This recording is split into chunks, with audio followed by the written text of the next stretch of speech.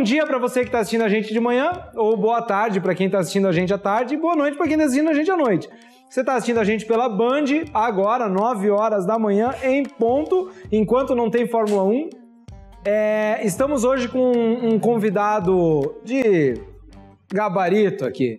Inclusive, até fiquei chateado porque a produção não deixou eu vestir terno e gravata para conversar com ele e ele veio arrumadinho. João Negrai. Prazer, João, receber você aqui no RIB. Muito obrigado. Hoje nós vamos falar sobre coisa séria, né, cara? Tentaremos. Afinal de contas, nós não somos só zoação, nós também falamos sobre coisas sérias. Tipo a invasão dos OVNIs. Antes, vamos apresentar o João. Eu vou ter que até abrir aqui, porque o currículo dele... o mini currículo dele, segundo ele, tem 3 páginas, mas vamos lá. Primeiro lugar, tem que se dizer que ele tem só 35 anos, mas ele já morou na China e em mais 5 países. Já vamos perguntar quais países foram esses.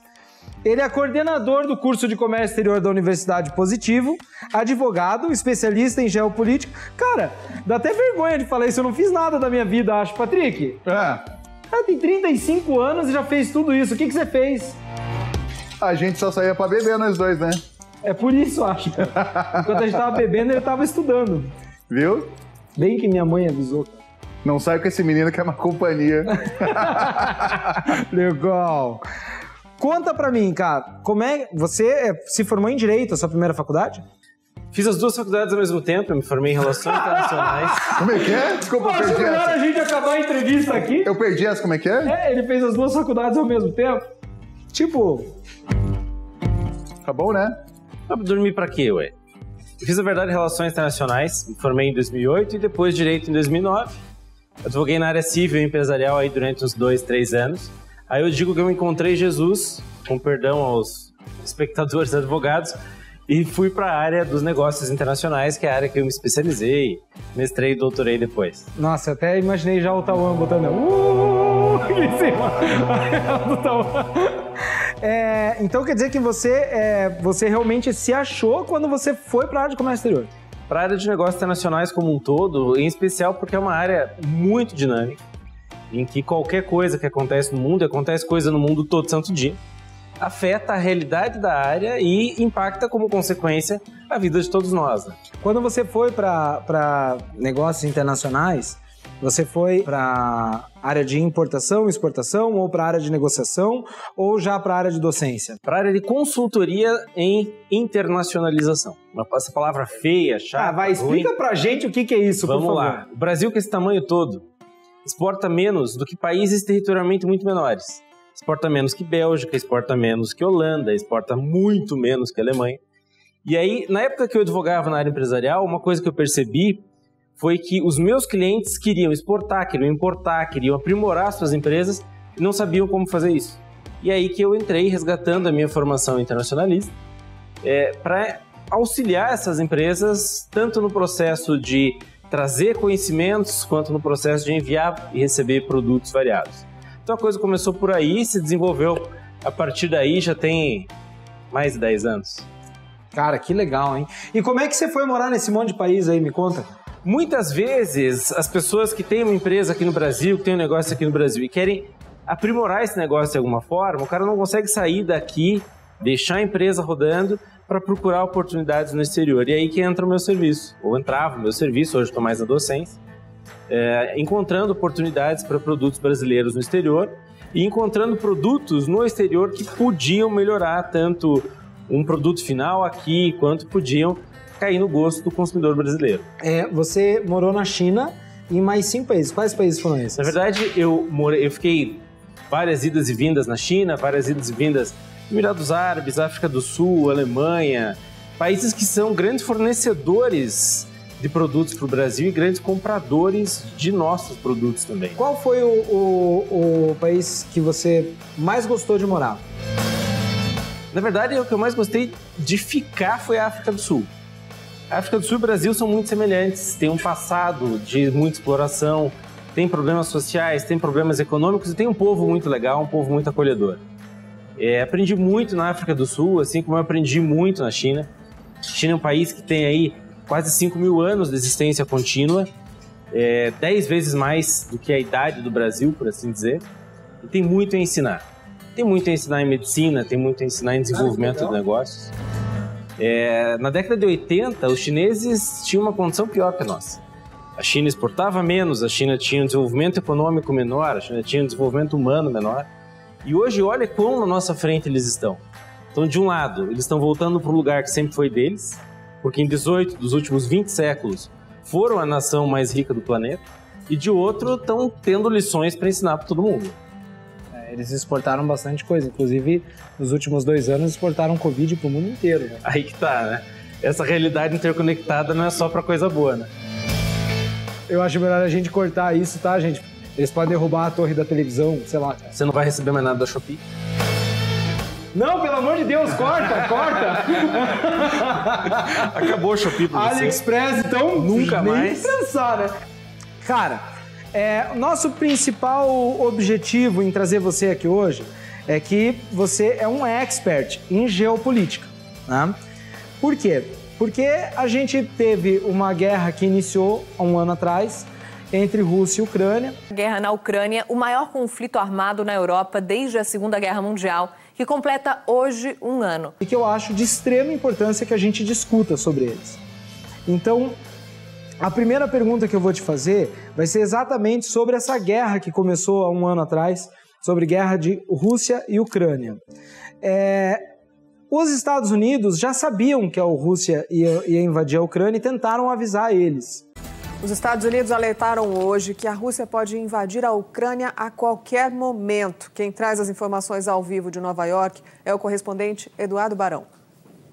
Olá, Ana, boa noite para você e para todo mundo aí no Brasil. Joe Biden e Vladimir Putin vão se falar por telefone na manhã desse sábado. Esta será a 3ª vez que os 2 líderes mundiais vão conversar em meio às tensões na fronteira com a Ucrânia. Eles tentaram avisar mesmo, eles já sabiam como é que funciona toda essa inteligência que acontece por trás de uma guerra ali.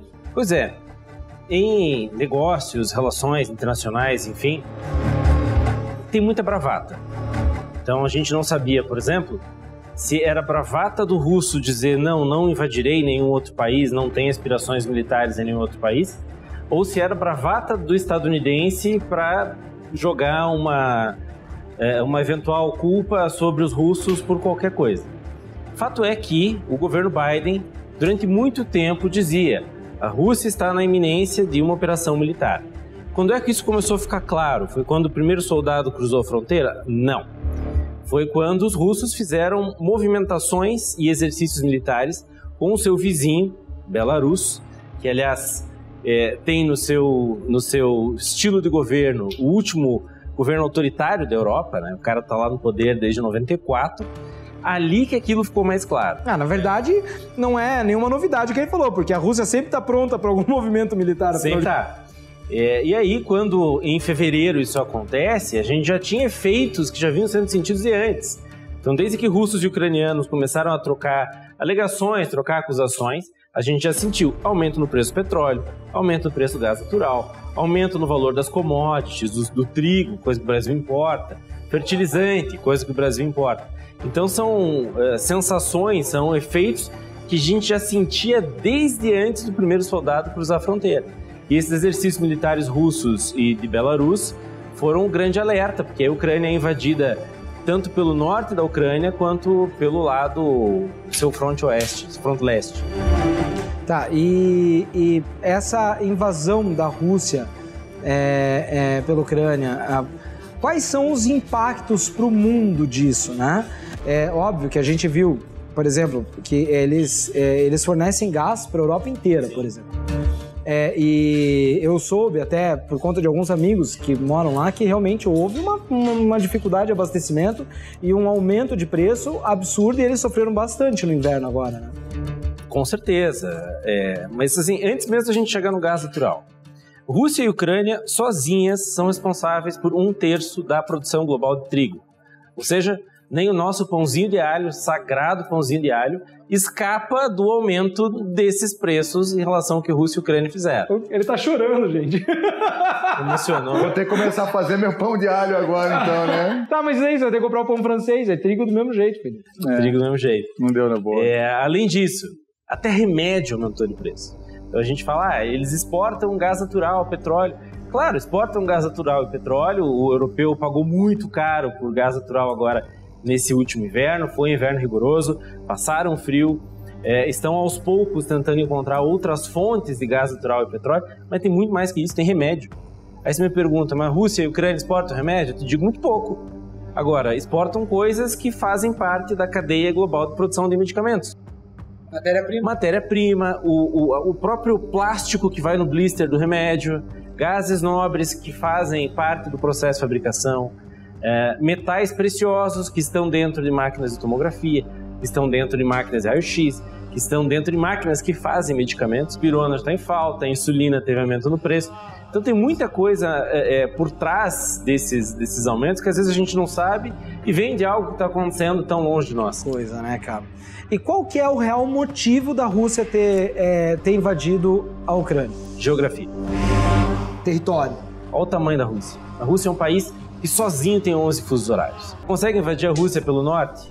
O norte é o Ártico. Se não está congelado, é inviável a movimentação de tropas por ali. Pelo sul, você vai ter dezenas de países, desde a China de um lado até outras fronteiras. Então você tem vários territórios, vários relevos, enfim, não dá para invadir a Rússia pelo sul. Ah, mas pelo lado do Japão dá para invadir a Rússia? Dá. O que tem de relevante por lá? As grandes cidades não estão ali.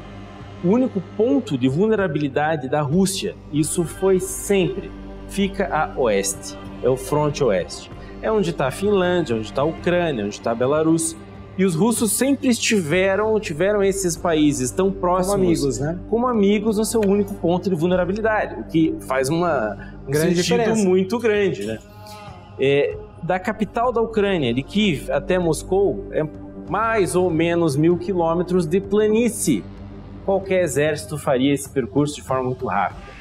E aí, quando chega, ele percebe que um dos países com o qual eles têm a maior fronteira, que é a Ucrânia, pode entrar numa organização militar de defesa mútua, acende um alerta no Kremlin.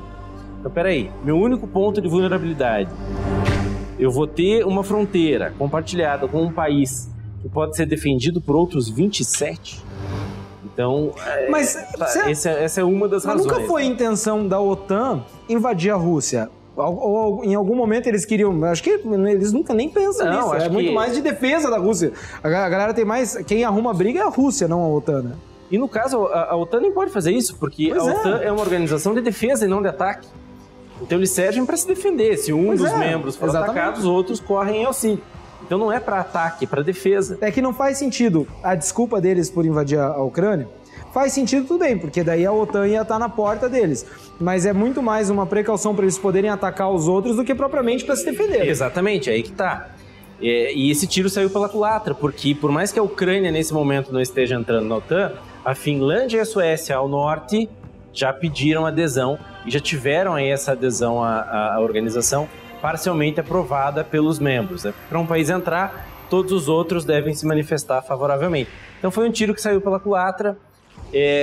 Tá sufocando a economia russa. Mas isso não é complicado, porque eu vou te falar uma coisa, eu sempre falo assim, né, o animal mais perigoso é o acuado, né? E o que acontece? Eles, obviamente, que embargaram, né, a economia toda da Rússia, então assim, sanções, as grandes empresas de marcas internacionais, como McDonald's, vamos dar um exemplo do McDonald's, que até criaram um novo lá, né? Mas assim, coisa mais ridícula do mundo. Mas tudo bem, o que acontece? Essas empresas vazaram de lá, saíram de lá. E aí você vai sufocando, e o cara vai ficando com fome, nervoso e brabo, e isso vai gerando mais raiva, e talvez um sentimento potencializado de patriotismo dos russos, né? E aí agora a Ucrânia vai virar realmente da OTAN. E a partir da hora que a Ucrânia virar da OTAN, não passa a ser obrigação da OTAN entrar na guerra também? Em tese, sim. Só que como essa guerra já está em curso, a OTAN não receberia a Ucrânia por enquanto, justamente para evitar que um conflito tomasse proporções ainda maiores. O grande problema não é só o animal acuado ser o mais perigoso, é que ele deixa de ter muito a perder. Hoje a Rússia é o país mais sancionado do mundo, mais sancionado do que a Síria, considerando que os sírios jogaram armas químicas em cima da própria população. A Rússia, ainda assim, é o país mais sancionado do mundo. Essas sanções vêm estrangulando cada vez mais a economia russa. Nós tivemos ano passado, e aí a gente já acabaria entrando num outro assunto, mas ano passado Putin convoca 200 mil homens. E aí aquela fuga de gente desesperada da Rússia o tempo todo. E aí eu lanço um questionamento. Será que, se eles realmente fossem o segundo exército mais poderoso do mundo, será que eles necessitariam convocar mais 200 mil pessoas? Então, de um lado, a gente tem um crescente sentimento de nacionalismo por parte de alguns desses russos. Vladimir Putin está no poder desde 99, praticamente. Ele era vice do Yeltsin. Ele já disse que a maior catástrofe geopolítica do século XX foi o final da União Soviética. Então, de um lado você tem esse pensamento, do outro lado você tem gente fugindo. Então, é uma situação que ela é complexa por todos os prismas que a gente tem de analisar. E eu vi um vídeo de um soldado russo usando um fuzil Musin Nagant utilizado na Primeira Guerra Mundial. Primeira Guerra Mundial. Uma arma de mais de 100 anos. Então, peraí, será que é o segundo melhor exército do mundo mesmo?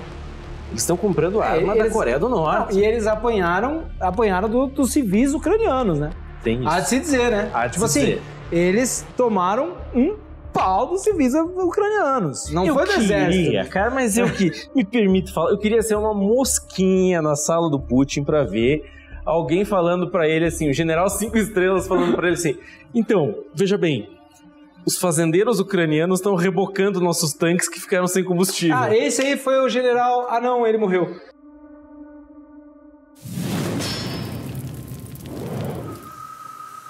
Ó o chiadinho.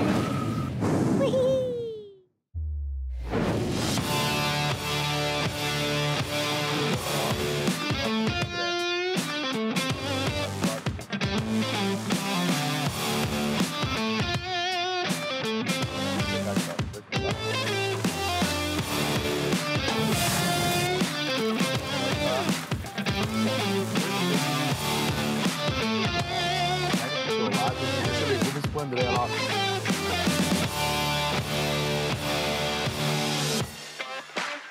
Essa carne, gente. O garfo maior é meu. Peraí.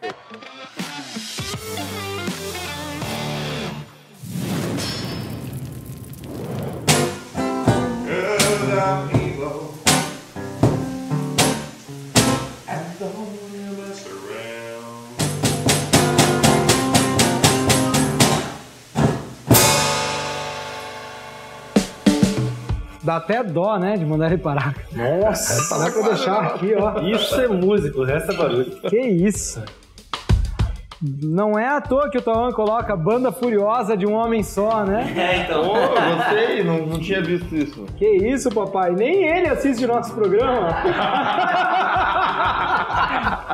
Foi mal. Que terrível. Fazer o quê, né? Péssimo. Meu Deus do céu. Eu vou falar pra você, eu acho que o que mais preocupa todo mundo é o uso de arma nuclear. Com certeza. E nós tivemos um acontecimento, o Putin resolveu sair de um tratado. O ataque ocorreu no momento em que o presidente russo Vladimir Putin fazia um aguardado pronunciamento em Moscou. O que é o Tratado New START? O Tratado New START é um acordo bilateral entre Rússia e Estados Unidos que foi celebrado pela primeira vez em 1994, com duração até 1999. A ideia era que os dois países pudessem verificar o status das armas nucleares uns dos outros. Então aí o tratado preveria que estadunidenses verificariam as armas russas na Rússia e que russos verificariam as armas estadunidenses nos Estados Unidos. E mais do que isso, esse tratado servia para garantir que essas armas ou não seriam utilizadas ou estariam mantidas num mesmo status. É uma dúvida minha, até uma curiosidade, acho que não só minha, mas de todos. Qual que é o impacto de ser a primeira guerra que está sendo praticamente transmitida ao vivo? Esse questionamento é um questionamento excelente, porque assim, de um lado, você vai... Sempre a mesma coisa, né? É sempre a mesma coisa. Tá bom. De um lado, você tem o soldado que está lá na trincheira e que pode revelar a sua posição para o inimigo, Isso já aconteceu, não nesse caso. Tanto que é proibido, né? Eles proíbem a utilização do celular por causa da localização por GPS. Exatamente. Então não é todos que utilizam. Então de um lado você pode revelar a tua posição pro inimigo, né? E do outro lado, a gente não tem mais... O cara não tem mais como esconder quando ele faz uma coisa errada. E aí é uma coisa que até me arrepia de falar, porque soldados russos se filmaram cometendo crimes de guerra. Quando eu falo crime de guerra, eu falo de bebê sendo estuprado. Eu falo de estupro em massa. Eu falo de civis sendo mortos, sendo jogados ainda com vida em valas coletivas. Então, essas pessoas, isso está acontecendo conforme a gente fala. Isso está acontecendo quando a gente está gravando, isso está acontecendo quando está indo ao ar, isso está acontecendo quando você está vendo no YouTube, isso está acontecendo. Até outubro de 2022, foram mais de 39 mil crimes de guerra que foram noticiados e documentados pelas autoridades ucranianas com chancela da ONU. Meu Deus. Então não é só o cara estar filmando o que está acontecendo agora e está mostrando para o resto do mundo o que está acontecendo agora. São as provas de potenciais crimes de guerra que a gente está recebendo ao vivo. E assim, fica pior que isso? Cara, a gente, ao invés de evoluir, a gente retrocede, né? É uma tristeza. Utilizar a palavra humanidade para descrever pessoas que fazem isso é um erro crasso. Você acha que existe desculpa, eu até fiquei meio chocante. Essa é a sensação que esse tipo de informação traz. De você saber que, inclusive, teve um ataque no teatro de Mariupol, que foi aonde os ucranianos, ou para onde os ucranianos estavam enviando as crianças e as crianças em tratamento de câncer. Esse teatro foi posto abaixo pelas forças russas. Você acha que existe a real possibilidade deles usarem as armas nucleares? Olha, eu já mordi a minha língua quando eu acreditava que, em virtude de potenciais sanções econômicas, o Putin podia não invadir a Ucrânia.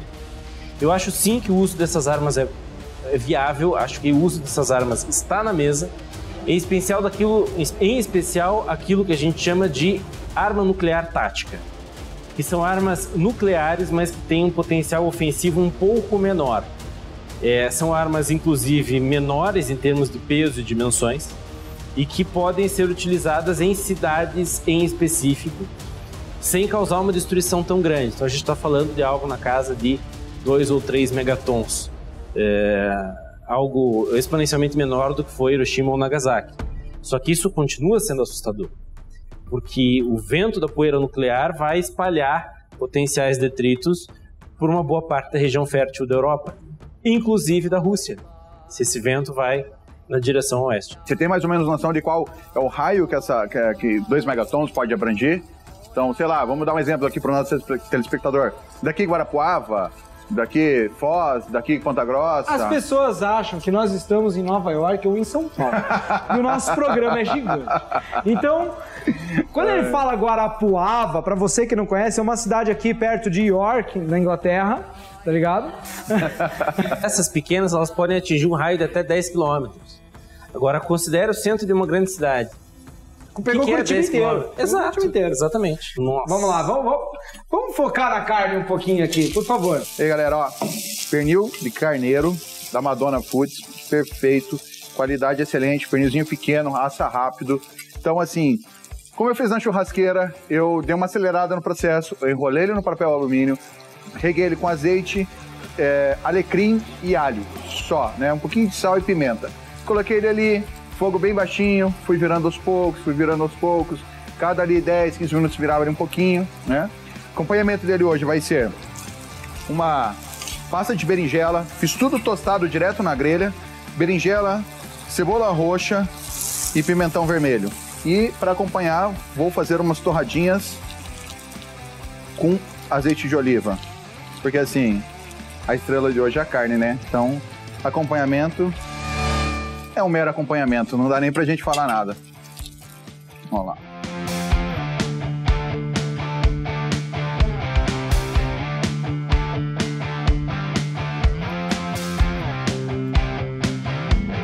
E agora, vamos lá para ver se o nosso convidado vai aprovar.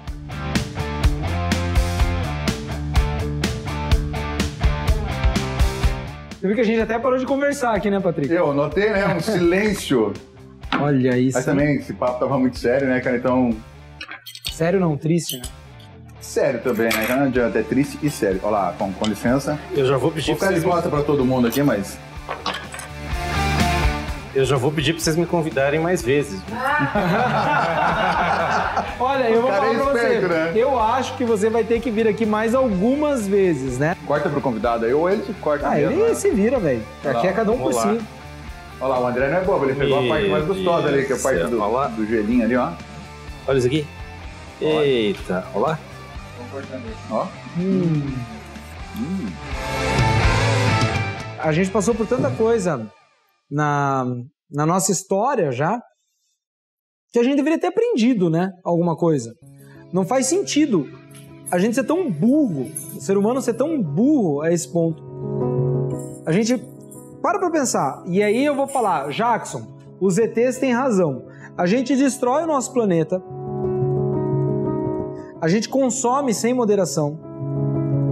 A gente vê as mudanças que estão acontecendo no mundo, as mudanças climáticas, os desastres naturais. Tudo bem que algumas coisas são cíclicas, porém, tem algumas coisas, algumas não, 90% provavelmente são causadas pela gente. A população aumenta indiscriminadamente. E no fim das contas a gente briga com os nossos irmãos. Não é muita burrice isso? Eu vou dizer para você que eu tive a inocente expectativa de que nós talvez pudéssemos sair da pandemia melhor do que nós entramos na pandemia. Aí para ver que era realmente talvez uma esperança vã, talvez um idealismo da minha parte.